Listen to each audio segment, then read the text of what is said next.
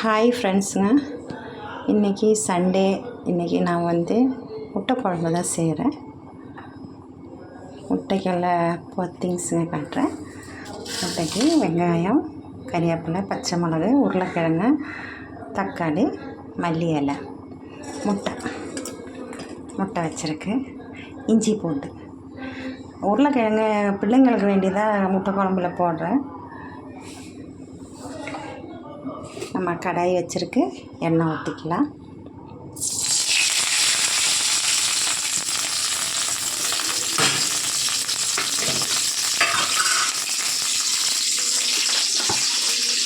நம்ம அதில்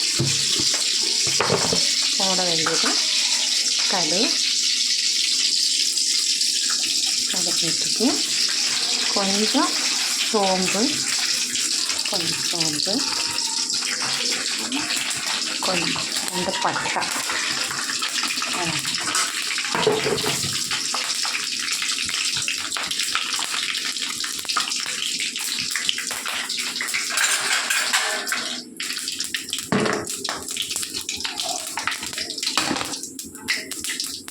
கறிவேப்பிலை போட்டுக்கலாம்.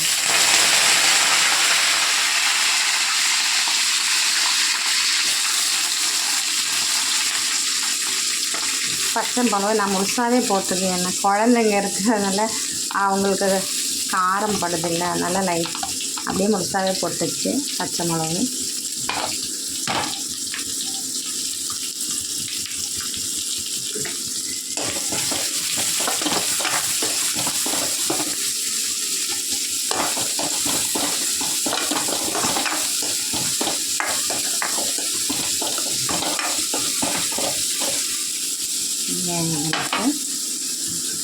உப்பு போட்டுக்கலாம்.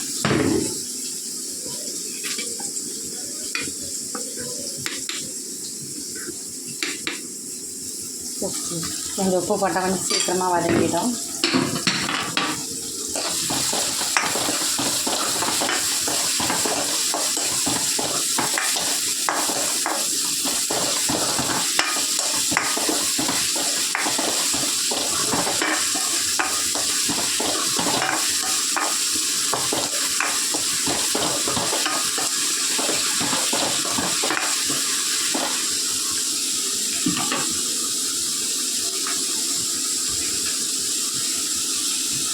சாப்பாடெல்லாம் வச்சுருக்கு.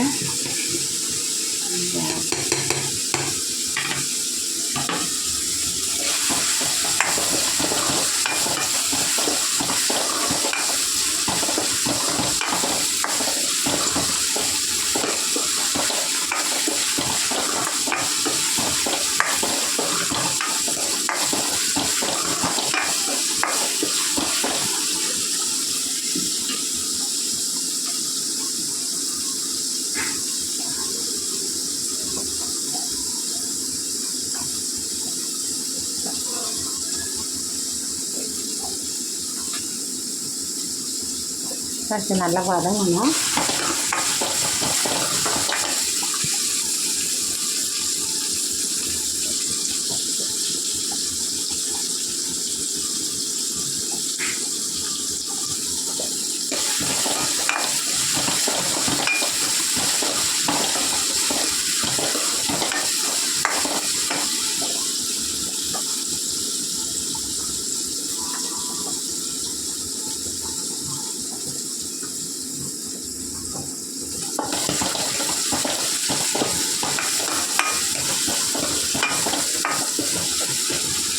நம்ம இதில் தக்காளி போட்டுக்கலாம்.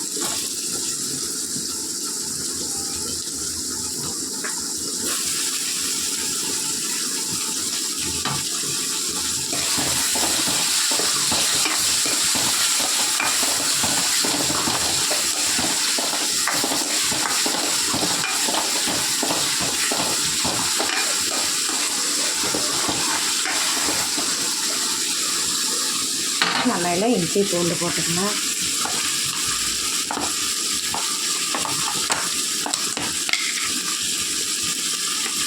ஒரு ஸ்பூனு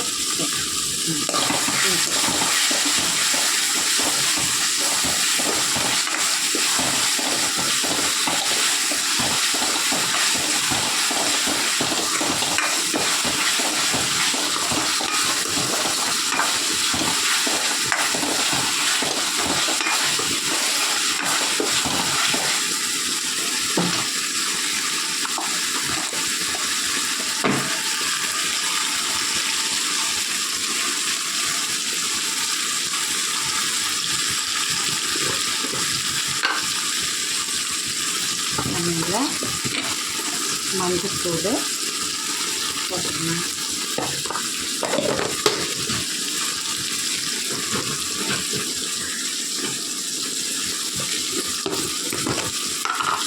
மிளகாத்தூள் ஒரு ஸ்பூன். காரம் வேணும்னா பச்சை மிளகா போட்டுட்டு பாப்பாங்களுக்கு கொடுக்குறதுனால கொஞ்சம் காரம் இந்த மிளகா நல்லா காரம் சீசன் போட்டாலே நல்லா காரமாக இருக்குது. சக்தி மிளகாத்தூள் நான் அரைக்க மாட்டேன், எல்லாம் சூடாக வாங்கி வச்சுருக்கேன். 2 ஸ்பூன் தனியாத்தூள்.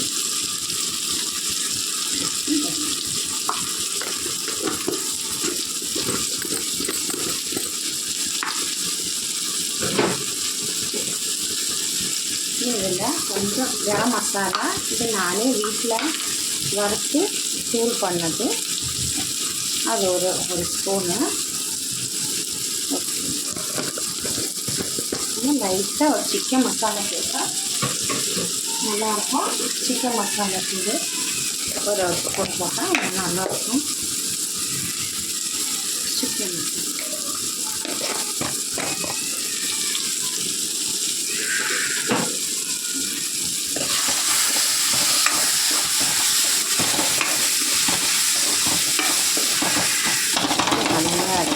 மசையணும். அதிலே இந்த கொத்தமல்லி போட்டலாம்.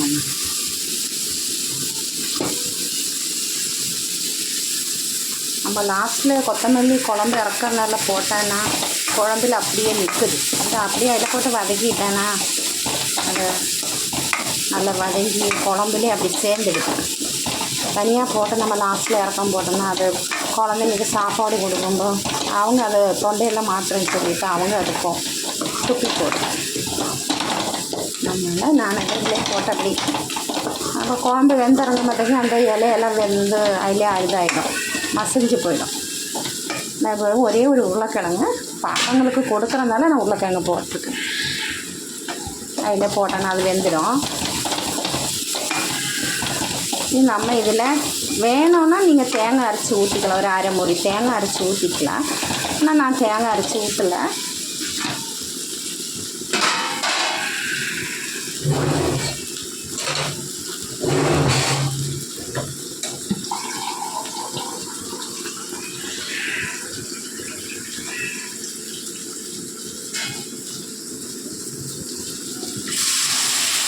தண்ணி உங்களுக்கு எவ்வளோ தண்ணி தேவைப்படுதோ அவ்வளோ தண்ணி ஊற்றிக்கலாம்.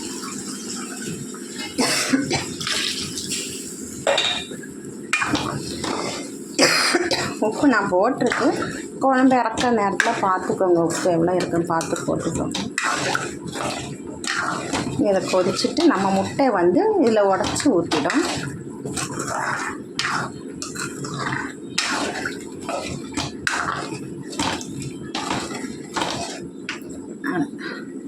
நம்ம மூடி வச்சிடலாம்.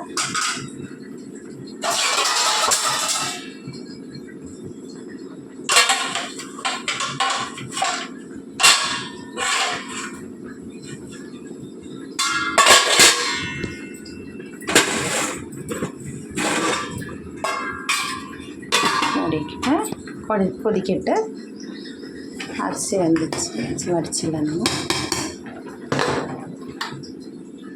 அது கொதிக்கிற நேரத்தில் நம்ம முட்டை ஒரு கிண்ணத்தில் உடச்சிட்டு குழம்புல ஊற்றணும். ஏன்னா சில டைம் எப்படின்னா முட்டை நம்ம அப்படியே உடச்சி கடாயில் ஊற்றிட்டான்னா குழம்புல அப்படியே ஊற்றிட்டேன்னா சில முட்டை கெட்டு போயிடுது. எனக்கு அது நிறைய அனுபவம் பட்டிருக்கு. அதனால நான் என்ன பண்ணேன், ஒரு முட்டையாக உடச்சி அதில் ஊற்றி பார்ப்பேன். நல்லா இருக்கான்னா குழம்புல போடு, இல்லை நம்ம மொத்த குழம்பும் நமக்கு வேஸ்ட்டாக போயிடும். அதனால் நம்ம இப்போ முட்டை உடச்சிக்கலாம்.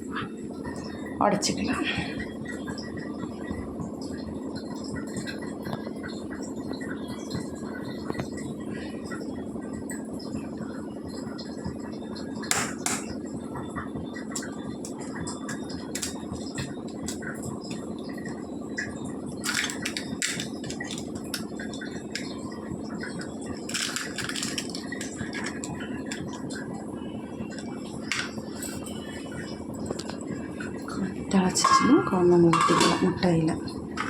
முட்டை உடச்சி வச்சுருக்கேன். நான் ஒன்று ஒன்றா உடச்சி நம்ம அதில் ஊற்றணும். இந்த மாதிரி கிண்ணத்தில் ஒன்று ஒன்றா உடச்சி நம்ம வச்சுட்டு அதில் ஊற்றிக்கலாம். இல்லைன்னா அப்படியே நம்ம உடச்சி அதில் ஊற்றுற மாதிரினா குழம்பு வேஸ்ட்டாக போயிடும். எனக்கு நிறைய அனுபவம் பட்டனால தான் நான் இப்போ இப்படி தான் செய்கிறேன். இப்போ நம்ம இந்த குழம்பு கொதிக்குது. இந்த ஒரு முட்டையாக நான் மொத்தம் இப்போ 5 முட்டை எடுத்துருக்கு. 2 குட்டி காடை முட்டை, 2 வாங்கினையில் இப்போ 2 குட்டி காடை முட்டை இருந்துச்சு, அதுவும் ஊற்றிடுவேன். நான் பிள்ளைங்களுக்கு கொடுத்துடுவேன். நான் எப்போ அவிச்சு கொடுத்துடுவோம். நீங்கள் இதை குழம்பு வைக்கணும். இல்லை இதை பாருங்கள், இப்படி ஒன்று ஒன்றா அப்படியே நம்ம உடச்சி ஊற்றிக்கலாம்.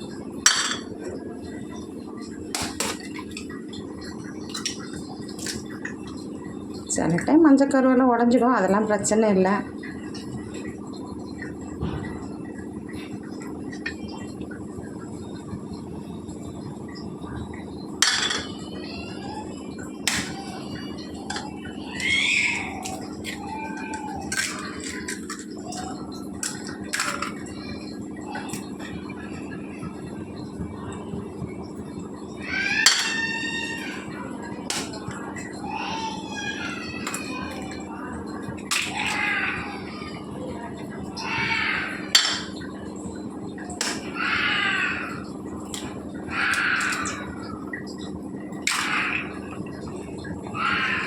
அஞ்சு முட்டை நல்ல முட்டையாக இருக்குது, கெட்டெல்லாம் போல் நல்லா இருக்குது.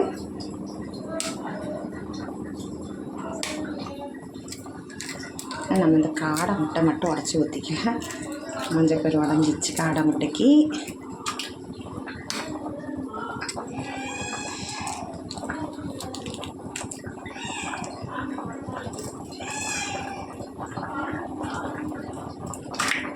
தான் காடை முட்டையில் ஒரு மஞ்சள் கரு உடஞ்சிருக்கு. இதை நம்ம இந்த ஓரமாக ஊற்றிடலாம். இதுதான் அப்படியே நம்ம இப்போ கரண்டி போடக்கூடாது. கரண்டி போட்டோன்னா எல்லாத்தையும் அப்படி உடஞ்சிடும். தீ சிம்மாக வச்சு அடி மூடி வச்சிடலாம். இதோட பேலன்ஸ் நான் உங்களுக்கு அடுத்த இதில் போட்டுக்கிறேன்.